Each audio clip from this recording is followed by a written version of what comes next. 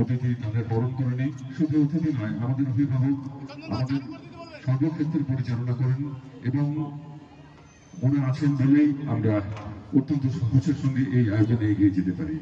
মাননীয় শ্রী মহাঘটক মহাশয় এই মুহূর্তে মঞ্চ থেকে আমাদের নমস্কার। প্রথমে ধন্যবাদ জানাই আমি সঞ্চালককে। মঞ্চে উপবিষ্ট আছে সোনা গুপ্ত কাউন্সিলর, এছাড়াও ইয়াং ম্যানস অ্যাসোসিয়েশন এর যে কালী পুজো, এই কালী পুজো কিন্তু খালি বার্নপুর, আসানসোল বা পশ্চিম বর্ধমানের মধ্যে সীমাবদ্ধতা নেই। এই কালী পুজোর নাম আমাদের কিন্তু রাজ্যের বাইরেও আছে।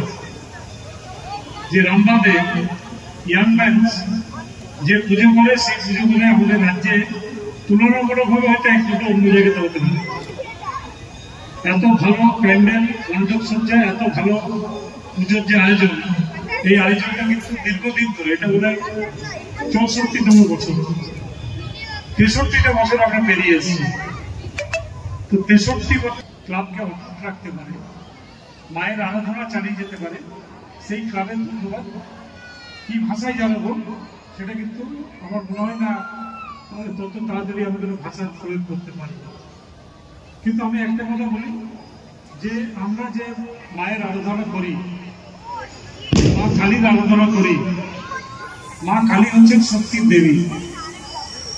এবং যখন দেখবেন পুরোহিতরা মন্ত্র পড়ে, তখন ইয়া দেবী সর্বভূতেষু শান্তিরূপেণ সমস্থিতা যেমন বলেন, তেমনি ইয়া দেবী সর্বভূতেষু শক্তিরূপেণ সমস্থিতা। মায়ের যে শক্তির রূপ, সেই শক্তির রূপ হচ্ছে কিন্তু কালী।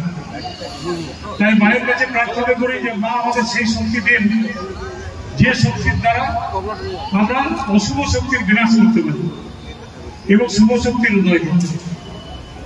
মা আমাদের সেই শক্তি দিন, সেই ক্ষমতা দিন, যাতে এই অঞ্চলে বসবাসকারী সমস্ত যারা অধিবাসী আছেন তাদের সুখ এবং সমৃদ্ধিতে আমরা ভরিয়ে দিতে পারি।